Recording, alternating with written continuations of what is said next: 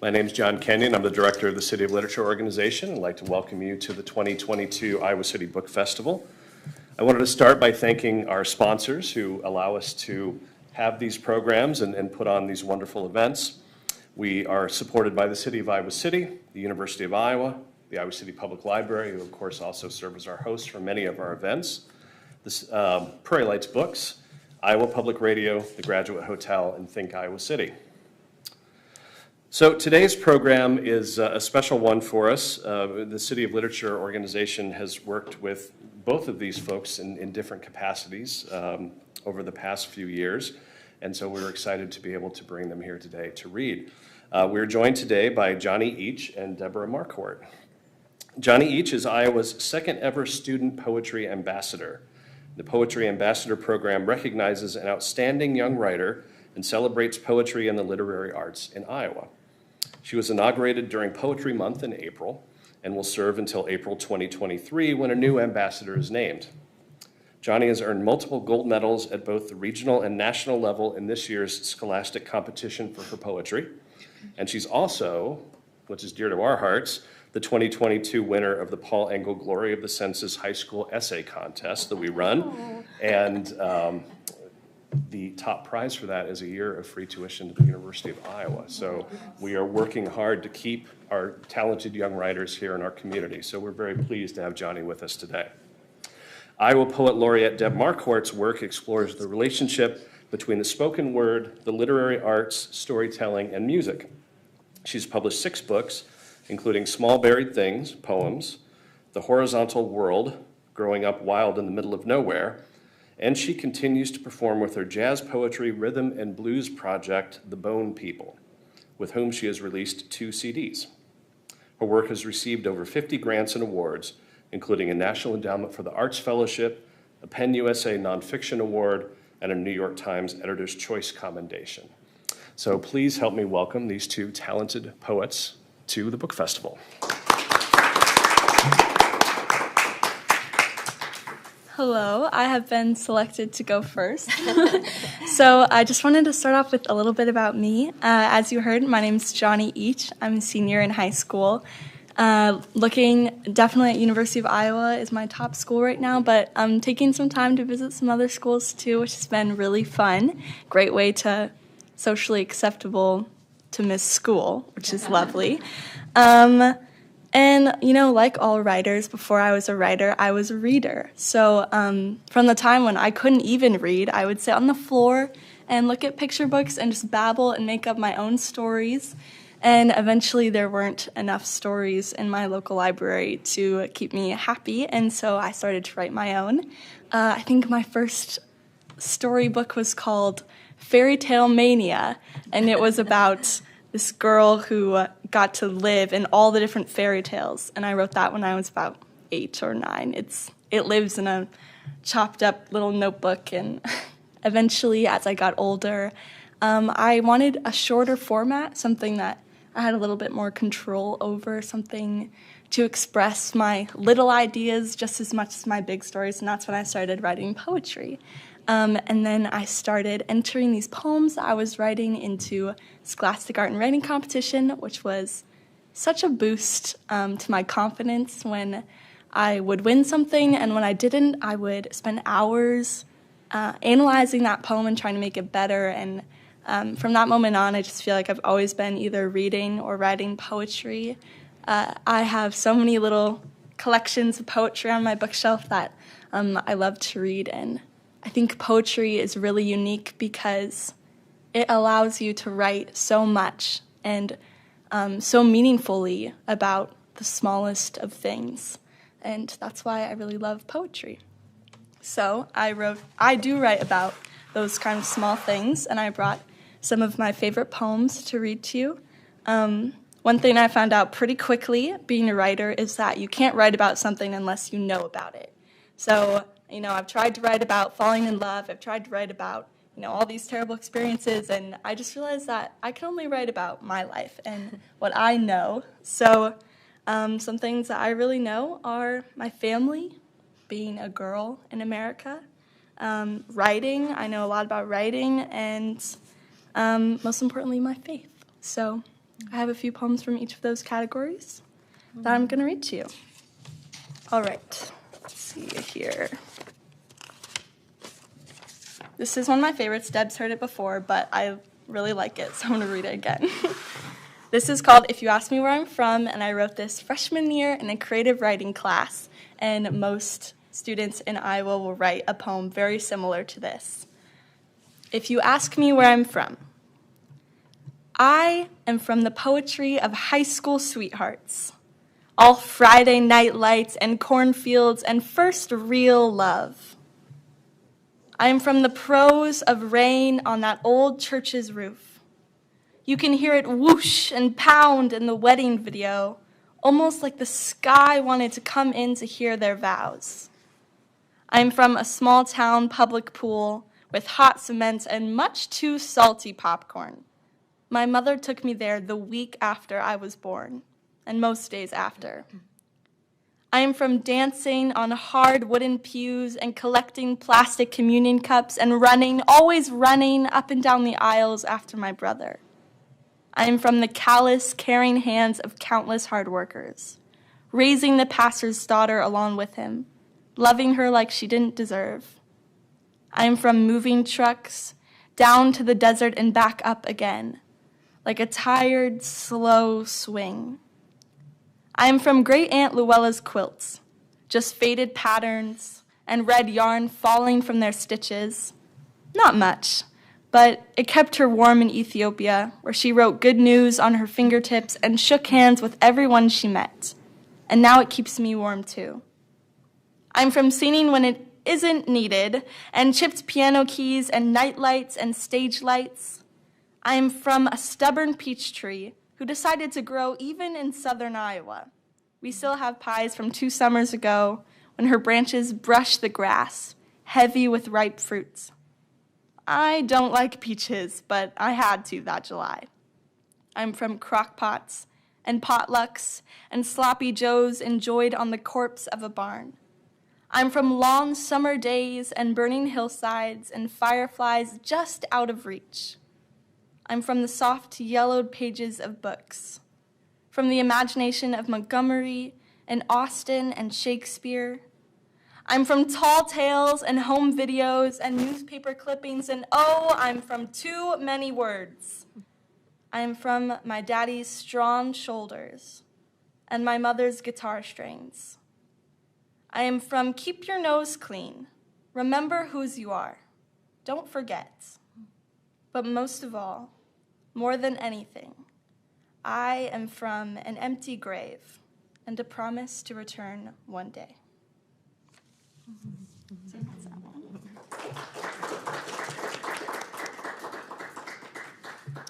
I love that, just a quick aside, I love that that poem is in so many English curriculums because poetry just gives you that power to tell your story in such a unique way, and I love that Iowa kids in high school and in middle school get to write that poem because it's really a wonderful format. And, all right.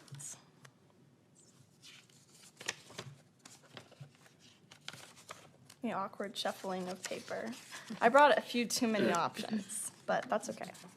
You never know. You never know. You never know. So I write a lot about femininity and my experience with being a woman, and I wrote this poem a couple years ago, and I really tried to play with words that you could see when you spoke them, and really tried to use some different kind of language to write this poem. So this is called An Ode to Womanhood. You bloomed from a rib, which is to say, you can grow from anything. And now that you are here, now that I'm looking you seem more garden than girl. Because they ground lead bullets into your soil, and it only took 9 days for you to burgeon and sprout sunflower sonnets from the carnage. And your skin is like bruised peaches, soft and citrus sweet, the smell of luscious delicacies. But your eyes hold fire better than a matchstick, and girl, you talk like music, like the frets of an acoustic guitar, like the pedals of a baby grand. So tonight, I vowed to paint you in all the colors of lipstick and daylight, but my canvas only coughs up salt onto my hands, which is just another way of saying it's difficult to pin you down to paper. But oh, girlhood, now there is more to your body than just you. And isn't that the best part? Your hips are a portal, your womb a well of wishes. And yes, sometimes you peel your skin off at the bathroom sink and leave bloody handprints on the faucet. Sometimes your confessions are rusted shut and your arguments creak like door slams and cold shoulders. But I melt you on my tongue and you always taste like home. You know, they told me the first of you fell in love with a lie and corroding words, which explains whose fossilized footprints I've been following. No tide can wash away her legacy. Her fingerprints are pressed into cliff sides, and now it's so easy to believe in a pretty boy with deceit rattling in his ribcage. But still, womanhood, still I love you. You are the one who taught me strength and beauty are the same thing, and poetry hurts less than it all. I used to hate you, but now I think you are beautiful.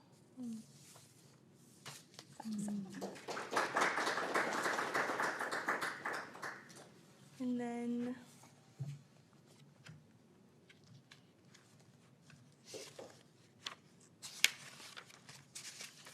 I wrote a poem about the book of Hebrews in the Bible for my church to read aloud in one of our sermons.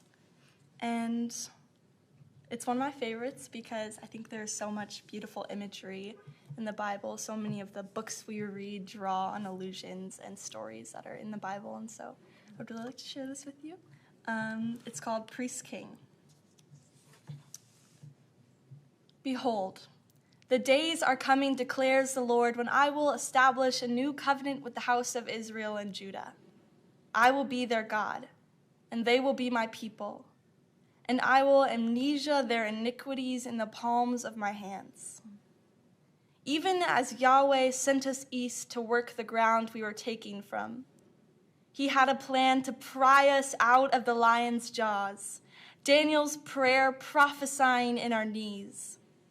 Even as Abraham slaughtered the ram on Mount Moriah, tearful Isaac at his side, Yeshua looked sorrowfully upon the sacrificial beast, knowing he would soon resemble it, hung on the makeshift altar of the cross, incense burning in his eyes for an eye, a son for a son.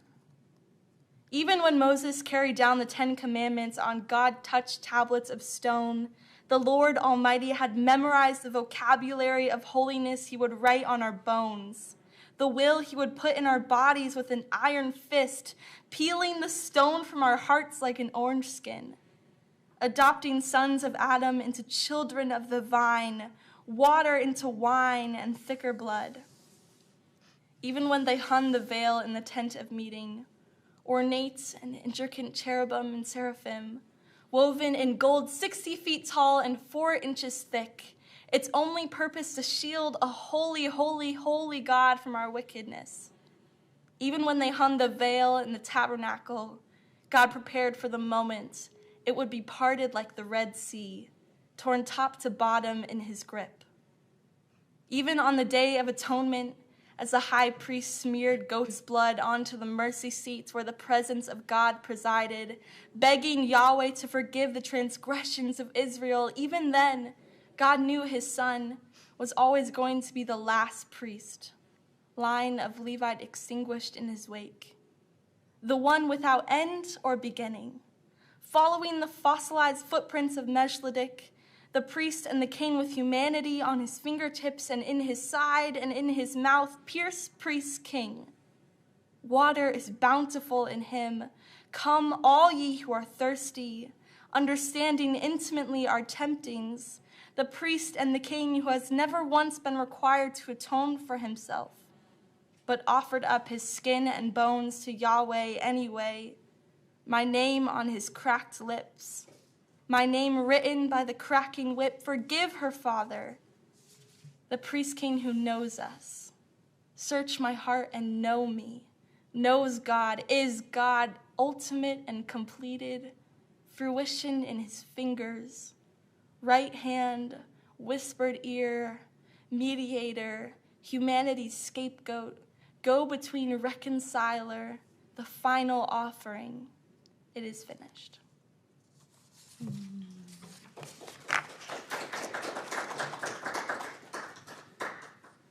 And then I think that's my time. Couple more. Couple more? Okay. We want to hear more. All right. This is one I wrote a little bit, kind of a long time ago, but it's one of my favorites because I am totally and completely a daddy's girl. I love my father so much, and so this is a poem I wrote for him. It's called Lessons from My Father. My daddy taught me to come up swinging, to channel my inner lion to roar like Katy Perry. My daddy taught me beauty is like blood and bones. It is supposed to stay inside of you.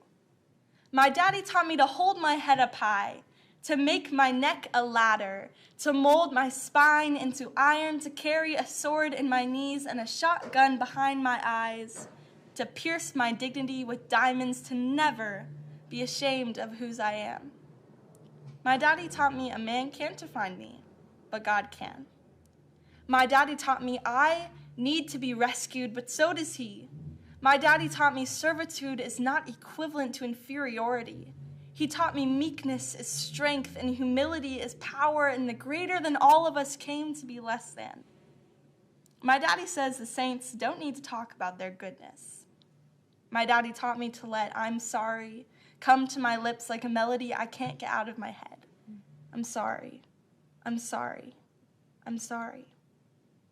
My daddy taught me to carry my fall shorts in a banjo case, because God can make my weaknesses his instrument, and because banjos look super cool. And my daddy taught me to be honest as glass. I told him, but glass breaks, and he said, no, we came to this earth already broken, and honesty is the first step of healing. My daddy told me the most important piece of myself is who I belong to, and I belong to the King of the universe. My daddy gave me proof I am a princess.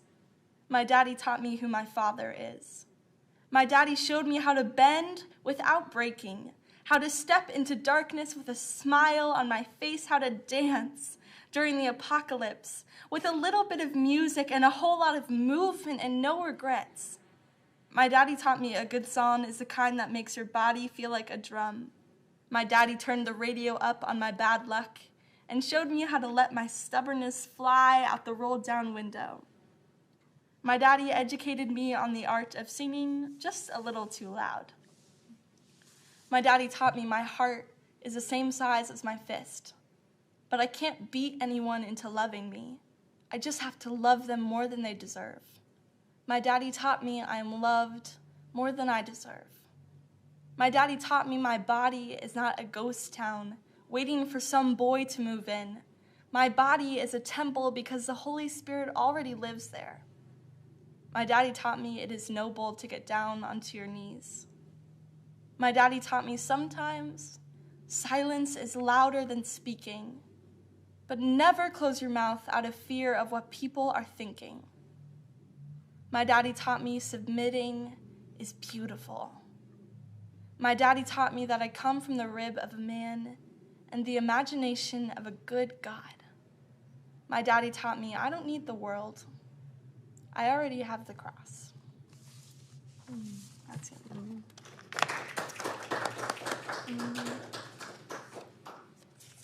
He was very flattered after I wrote that, and then my mother demanded that I write a poem for her as well.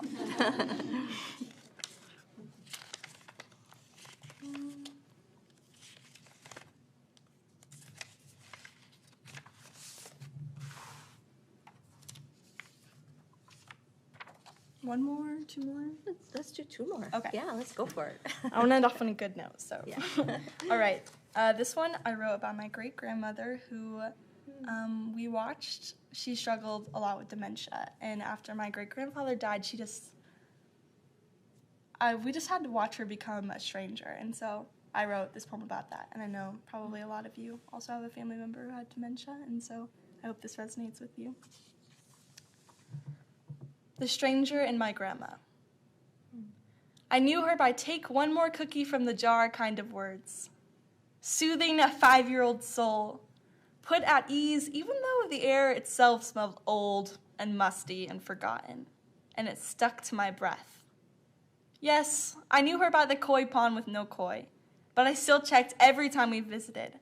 Peered into the slimy green mirror only to find dangling spider strands of my mousy hair falling into my lonely little face. I knew her by tin popcorn bowls and teacups I cannot touch under any condition. I knew her by the kitten in the garage that was too quick for my clasping, fumbling fingers, but never for hers. I knew her by the hymn book page numbers sticking to her knobby hands, the same creamy color as the ivory keys.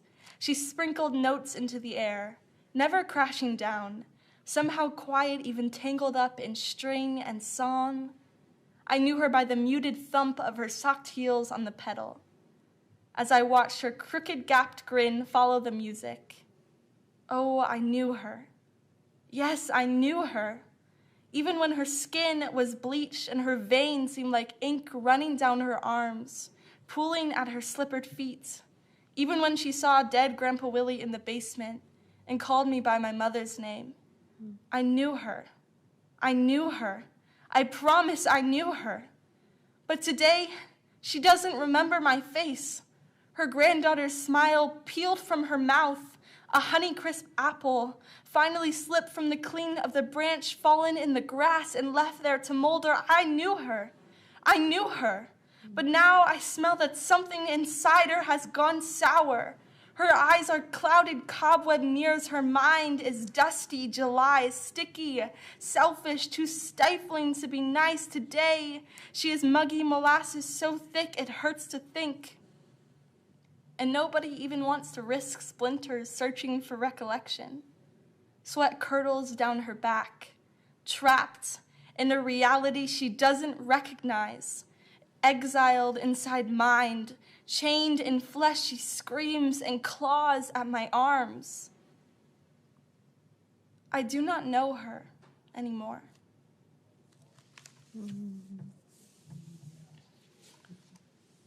Kind of heavy.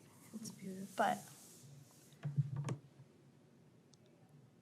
I think that it's a really real experience of watching someone fade away and feeling powerless. And I love poetry to have the ability to express that and share it with other people. So, okay, last one. This one is about my grandmother, who is still doing very well. The other day, she was so angry because the doctor told her that she can't weed for 6 hours at a time. She has a beautiful flower garden. She was like, he doesn't understand. There's going to be weeds. So now she pays her little grandchildren to weed the garden for her. Okay, this is called Where I Learned the Word Woman. Here is where I learned the word woman. At the elbow of Leela May, all white hair and spitfire, shucking corn in the summer kitchen, pinned under the sweaty arm of August. The littles are outside with the fear of God and Mom inside them, combing cobs for worms for a nickel apiece while the women do the real work. This year, I am a woman too. Fresh-faced jewel in the dragon smog of the kitchen, whispered the spell of freezing corn. Rub the silk from the gold, baptize it in the gurgling pot, chill it with the ice block till the kernels are soft in your hands. I am told more will be given away than kept, and thank goodness we aren't canning tomatoes in this heat. Here's where I learned the word woman. Dirt underneath Leela May's short fingernails. Pruning, picking, pulling the produce from the soil first in her own garden and then in her sister's too. Sun inside her smile, flowers in her fingers, Demeter with a wide-brimmed hat and gloves. She brings us zucchinis when Mom forgets to plant them. She brings us Jacoby little pumpkins for my sister to paint them. I never see her without an apron unless it's a Sunday. She tells me it is okay to simply till the ground instead of trying to shake it. Here is where I learned the word woman. In the pew next to Leela May and the Reverend Dan, the holy word of God opened to fit her hands, underlined and beloved and used, tamer of flesh, my nanny, the first example of a gentle and quiet spirit and not a pushover. Oh, Jesus, you gave that woman a backbone, a spine, contrary, willful, speak, woman, speak. She buys her daughters new basketball shoes each gray wash November. When she was my age, Iowa girls couldn't play sports. Her voice reigns in every VCR tape of the Watermelon Valley High School gym. Shoot the ball, Marcy. Here's where I learned the word woman. Served by Leela May, sitting at her table, clothed in fresh linens and paper plates and sloppy joes. Noticing the grooves in her, like a worn wooden floor, tired and tried and true and all that is good and found in the Iowa countryside. If she is not here at this table, she is working, the last one to rest, to cease, to eat. Get your elbows off the table, child. She has familiar, wandering hands, watering cans and cleaning products. She walks like her dad, Grandpa Willie. She cares for her mom, who cannot remember her name. Her knees are callous from praying. Dear Jesus, thy will be done. I learned the word woman watching her. The end. Thank you for listening. Wow, thank you so much, Johnnie, for reading. And I just find our youth ambassador, poetry ambassador, Johnnie, you're just kind of astonishing in your insights. And I was thinking about when I was your age, and I was up in my upstairs bedroom strumming the guitar and learning Joni Mitchell songs and Bob Dylan songs and writing bad boyfriend poems in my notebook that were like no one should ever read. They were so bad. So it's really something. And I was also thinking about, I'm from North Dakota originally, and I moved to Iowa in 1991, but I've never really considered myself truly an Iowan because I live in Ames, and it's a little oasis, in the middle of Iowa. But when I hear poems, like your poem about your grandmother, makes me feel, gives me a sense of what it really means to grow up in Iowa and sort of be an Iowan. So I think that's what's so valuable about, I was thinking too about how I have memories now that I only have them because I wrote poems about them when I was younger, when I was in my 20s and 30s. They're really not, they're not palpable, tangible memories anymore. I can only access them because I read the poems and then I remember that I wrote a detail or had an image in a poem. So it's kind of really valuable to write these poems so young, because you'll have a whole warehouse of memories. So I'm Deb Marquart. I should have said that earlier, and I want to just thank everyone for coming. And I'm working on a book-length poem right now. This is something I'm just really grappling with about the oil boom in my home state of North Dakota. And I feel guilty being the Iowa Poet Laureate, and all I ever write about is North Dakota. But anyway, that's the way it goes. So, I've gotten several grants to go up to North Dakota and travel in the Bakken, the area where the oil boom is going on. And I was teaching creative writing workshops up there to the towns that were impacted by the boom. And I'm sort of collecting lots of stories and lots of images and anecdotes and details. And so I started writing these poems about the boom, and so this is actually from my last book of poems, but it starts to get at what's going on up there.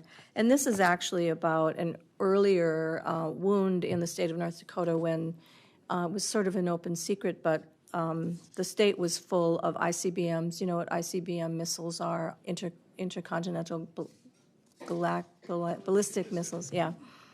And the countryside was full of them, but most people didn't know it. So this is called Silos. Ground Zero, we believed we were Ground Zero. North Dakota, 1964. Minutemen sleeping in silos by the thousands. We knew, we couldn't say, we didn't know.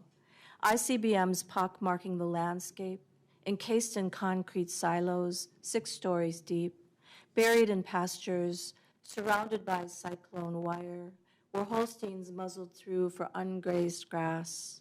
Silos bordering wheat fields, where farmers passed by with plows, seeders, combines, watched by soldiers year-round in uniform, rifles in hand.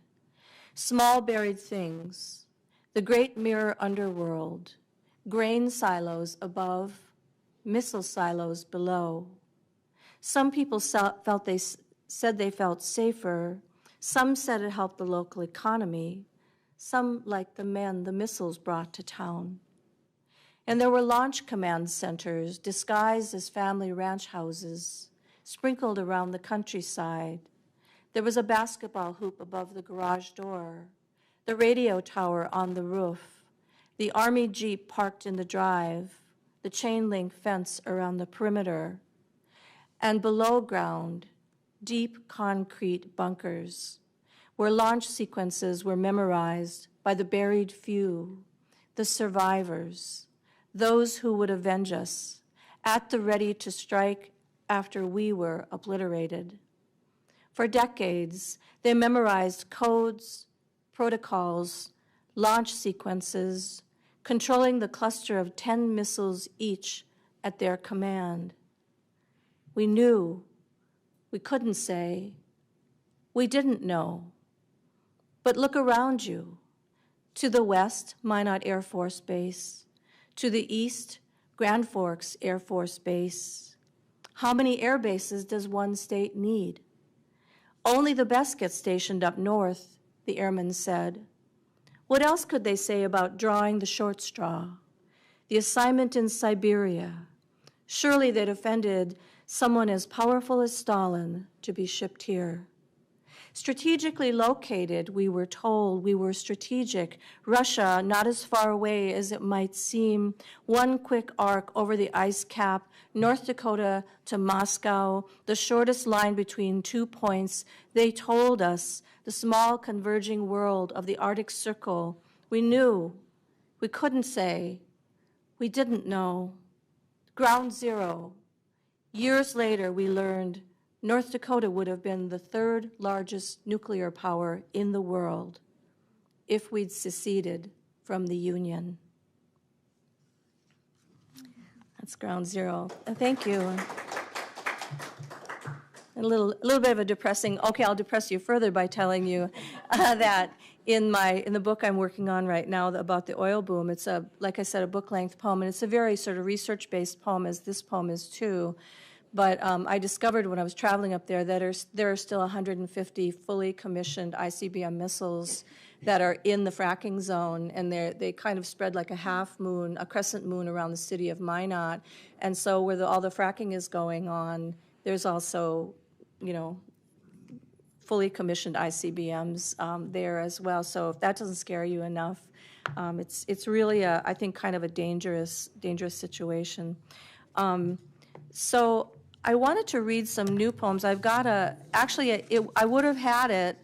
I have a new book coming out, Gratitude with Dogs Under Stars. It's a new and collected, but my publisher is getting closed down, so my book got orphaned this last year. Oh, no. But 2 other publishers are interested in it. So right now it's with one of the publishers, and then if they're interested, they'll take it, and if that publisher doesn't take it, then the next one will. So it's a happy story in the end, but the unhappy part is I don't have a book to read from, so I just have these pages, these loose pages.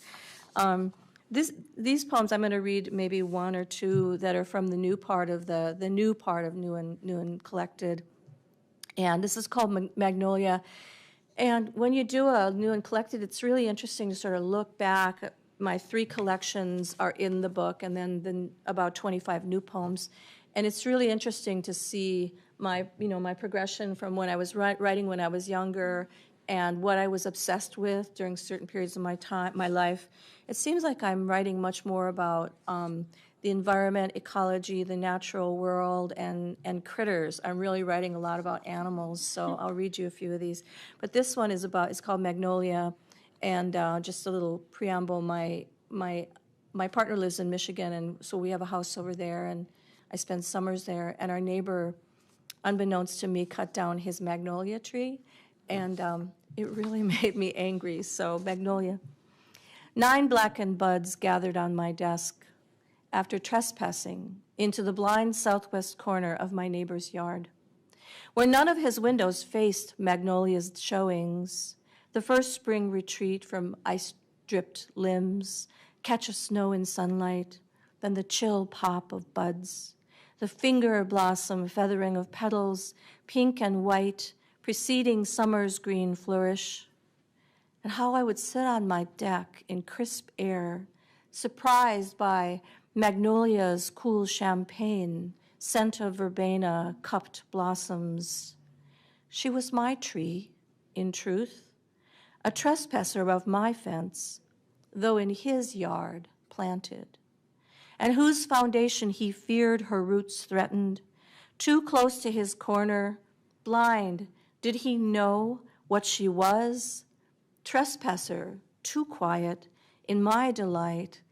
If I had broadcast her beauty over the fence, would he have known? Stump of magnolia now in the blind corner, this fall day, holes drilled in the trunk to thwart further thriving. Blind, did he know what she was? 9 blackened buds gathered on my desk, vestiges fallen, retrieved through trespass. Magnolia's last season of blossoms, dried and darkened, left to blacken at the roots. Too quiet in my delight. I blame myself. I blame myself.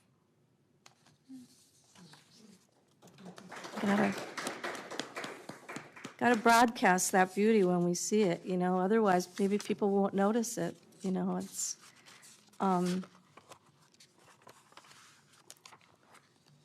I saw, just to depress you further, I've gotten really soft-hearted in my old age, and so, my dogs, okay, it's my dog's fault, right? Because my dogs they are humanizing me.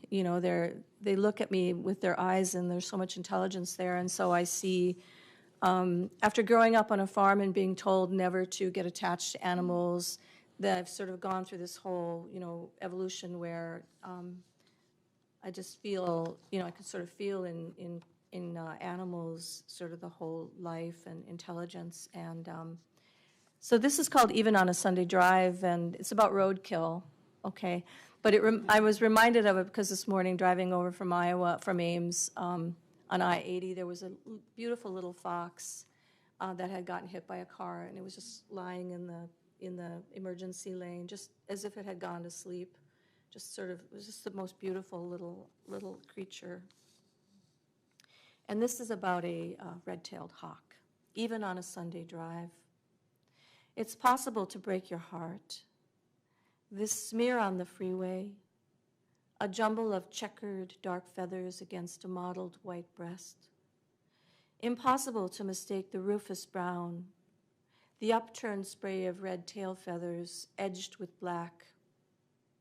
It's strange to see the moment when the efficient killer meets the greater death, the fatal blow dealt by a speeding car just seconds ahead. It's better to pity the mice, voles, and rabbits, the snakes and other warm bloods who scuttle in short grass under the hawk's swift talons. But the sight of red-tailed hawks in winter, perched in bare branches, like frumpy Winston Churchills officiating the freeway's cold ditches in topcoat and tails, always makes me laugh. But today the sight of this smaller hawk landed in the emergency lane and turning circles 2 miles up the road, staring backwards with that look on her face. Where is he? Reminds me that hawks incubate their eggs in cooperative pairs. They mate for life and build nests like upturned bowls of sticks to hold their young, which makes me want to stop the car, bend my forehead to the pavement, and whisper, I'm sorry, forgive me. But locked traffic propels me forward, and 3 miles up the road, there's another distraction. A Ryder truck encased in flames is parked across the median, the contents blazing poker hot against the horizon. Already sirens approach in the distance, and 3 humans circle the catastrophe. Oh my God, I have to read something that's not so depressing, okay. I've had a series of, this is a little longer poem, but I love your long poems, by the way. Ted Kuzer is a friend of mine and wonderful Iowa poet, obviously, and he writes these beautiful, tiny little poems, and I was like, how do you do this, you know, because my poems just like, they just get longer and longer. This is a poem called Door to Door, and it's about an experience I had with a door-to-door, well, several experiences actually, but with a door-to-door salesman, and you don't really see them anymore. Do you see door-to-door salesmen or salespeople? But this one was trying to sell me a Kirby vacuum cleaner, so door-to-door.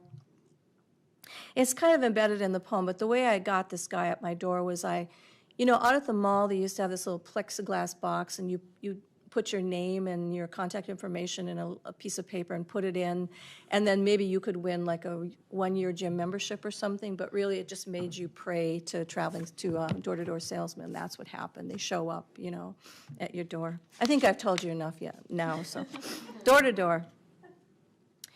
Within minutes, we were in the bedroom. I know this sounds bad. Worse still to admit I'd said, sure, come on over, when the man called to inform me that I was the lucky winner of a 10-piece set of cutlery. So the stranger with sharp knives arrived in a green plaid polyester blazer, carrying a silver Kirby vacuum cleaner and a suitcase full of accessories, including this clear Petri dish-like attachment that was lined with a cotton wafer thin as a host that connected to the vacuum's hose to demonstrate in one quick stroke all the dust mites and dried skin cells the salesman could extract from my curtains, couch, and mattress, which is how we ended up on our hands and knees in the bedroom, with him asking me, do you really want to live in this filth? And me answering, well, yes, because I didn't have $800 or whatever ridiculous amount of money a Kirby cost in 1983. I'll admit I feigned interest to justify accepting the cutlery. Then I hedged to get him out the door, which he read as my willingness to negotiate, saying, ho, ho, lady, you sure drive a hard bargain, leading to a succession of calls to his manager, waiting in some supervisor underworld, whom he harangued over my tan, wall-mounted Princess telephone, negotiating this once-in-a-lifetime, heretofore unforeseen bargain basement price with such ruthless persuasion that it required the manager to hang up and consult his own fictitious supervisor as the phone shrilled off my kitchen wall, offer following counteroffer. My brutish boyfriend was raised from the basement where he was practicing guitar or masturbating or sneaking in calls to his next girlfriend. And at the sight of my boyfriend's black Irish eyes, the salesman gulped and exited with the Kirby and his suitcase of accessories, recognizing in those eyes a brand of mean it would take me years to identify. So maybe I did fill out a simple form offering my name, address, and phone number for the lucky chance to win a membership at a local gym or a cherry red Corvette or whatever worthless thing I desired enough to slip all my information into a plexiglass box at the mall. These days, I don't answer a door or a call unless I know exactly who lurks on the other side of the wall. I think about that Kirby sometimes, wonder how it might have improved my situation. Mostly, I hope nobody is forced to sell shit door to door in these inhospitable times.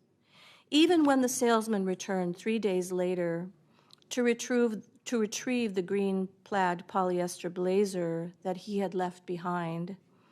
On purpose or in haste, I admit I was short with him. Even after he fished the Polaroid from his pocket to show me his kids, a toddler and an infant in high chairs, their chubby faces smeared red with SpaghettiOs. Even then, I was not moved to buy the machine. The Princess telephone is in a landfill somewhere, returned to the elements by now. And the boyfriend, well, he got what he deserved. A Kirby is a good investment, I still maintain, if you have that kind of disposable income. But the knives in the end proved worthless. The handles were cheaply made, and the blades were never sharp enough when it finally came time to use them.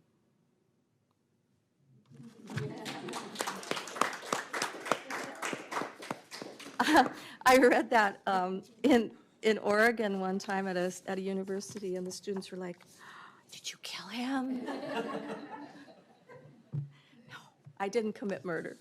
I'll end with this poem, Gratitude with Dogs Under Stars, and it's a titular poem to my next book. I like using that word whenever I can, titular.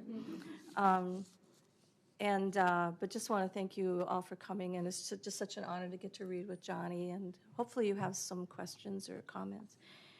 Gratitude with Dogs Under Stars. Bless this night. Bless the small bladders of dogs, urgent under moonlight. Bless Raccoon and her brothers, those masked 3 a.m. bandits who lowered themselves on branches of verbinum with eerie 5-fingered hands into the dumpster, who scavenged the melon rinds, burger wrappers, who tossed oily tuna cans to pavement with a chime that pricked the ears of my sleeping Lhasa Apsos. Those litter mates bred to guard monasteries, who have warned me awake. Bless their low roof and wine, and even bless the scramble for boots, coats, leashes, propelled into this obsidian night under indigo skies. The crisp exhale puffed into clouds above us, velvety stillness, Sirius, a twinkling beacon in a stippled southern sky. Castor and Pollux, those star twins, throwing geminid tracers, scattershot pinpricks of radiance into darkness. Above us, this afterimage of ancient supernovas, billions of years, violent light moving toward us. Let us witness their brilliance going. From this blessed place on earth, we fortunate mortals on the ground, living among terrestrials who sniff and paw the dirt, who kick back their legs and growl at the darkness. And above us, so much deadly light to wish upon. Thank you. Thank you. All right, thank you to you both for reading today. So we do have a few minutes for questions, if anyone has any. But yeah, we've got one here. This is for Deborah. So I'm curious about your revision process. So I can take a poem and cut it down to a sentence, I cut too much. So how do you talk to me about your revision process, please? And it'll be interesting to hear, Johnnie, how you revise too. And everyone, I think, does it a little differently, and it's a matter of finding your way. But I have a notebook. I didn't bring it with me. Sometimes I bring it with just to show people how ugly it can really get. But my notebook is a kind of a warehouse, and it's totally old school. I know my graduate students are just writing poems on their phones these days. But I think the main thing is to get a catch basin of some kind. So when I write in that notebook, I just write when I can hear a line, or start to get a line, or something lights up, an image or something, and then I'll just do a really ugly draft, and it's by hand, and it's sometimes it's almost impossible to read my handwriting, and sometimes I'll see lineation happen. Sometimes it'll just be a sprawl of language.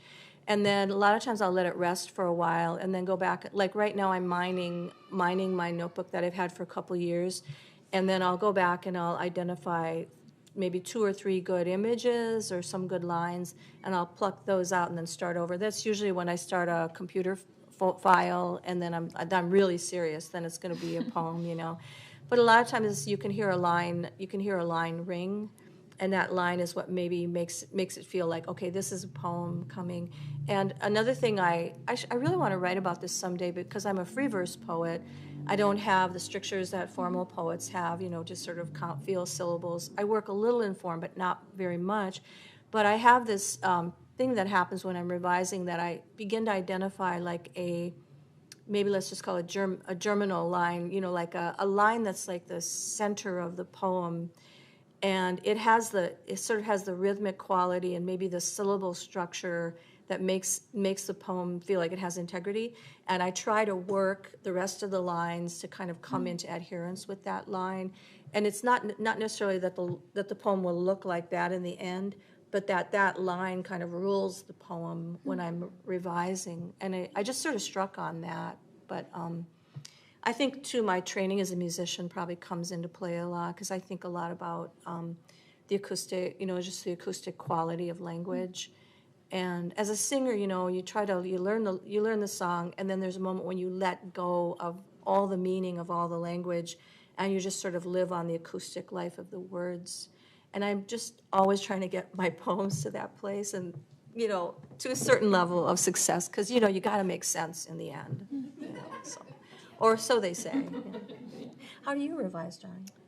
My poems travel, so I edit them by bringing them from place to place. So I'll start with something really bad, usually on a sticky note or on the corner of a school assignment, and then they'll travel into my phone. And as I rewrite it, I will make edits, and I'll take out the lines I don't like, and I'll look up a synonym really quickly, synonym. Mm-hmm. And then from my phone, it'll go to a little like sidebar on my desktop, and I'll sit at it and see it every time I open my computer, and then it'll travel to a Google Doc, and every time it travels somewhere, I edit it, and it gets more succinct, and I take out every line that I don't like as much as another one, 'cause like you said, you want them all to have the equal, you know, intentionality.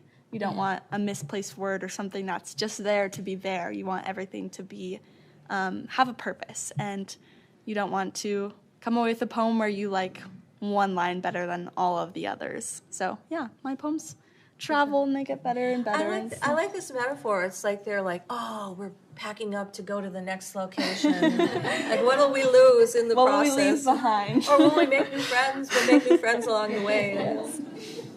That's so great.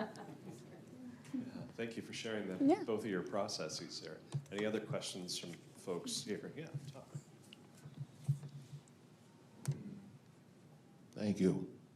I don't really have a question. I have a comment or two. First of all, I want to thank both you ladies for being here today. It was a very enjoyable hour. Great. To Johnnie, I would say, or Johnnie, I guess. Johnnie, I would say, as a small town boy at heart, I'm happy to see and hear that small town high schools are producing not only athletes for Iowa and Iowa State and UNI, and all small colleges in between, because that seems to be what we hear about, that small town high schools can produce young people like you that can write like you can at your age. And I wish you the best of luck at the university. And also, I'd encourage you to read Ted Kosher. I'll write that down. I love Ted Kosher, and I've got all of his books, including his latest. But he would be someone I think that you in your position right now would benefit from reading him, and Deborah might disagree with me. No, he's amazing. Yeah, so with that, I say I really enjoy it. I wish you the best of luck going forward. Look forward to reading your books as they start to come out, and look for Deborah's next book to be out. Thank you very much for being here. Well, thank you so much for that comment. And I one of the lines that I wrote down from one of your poems, the Where I'm From poem, is remember whose you are.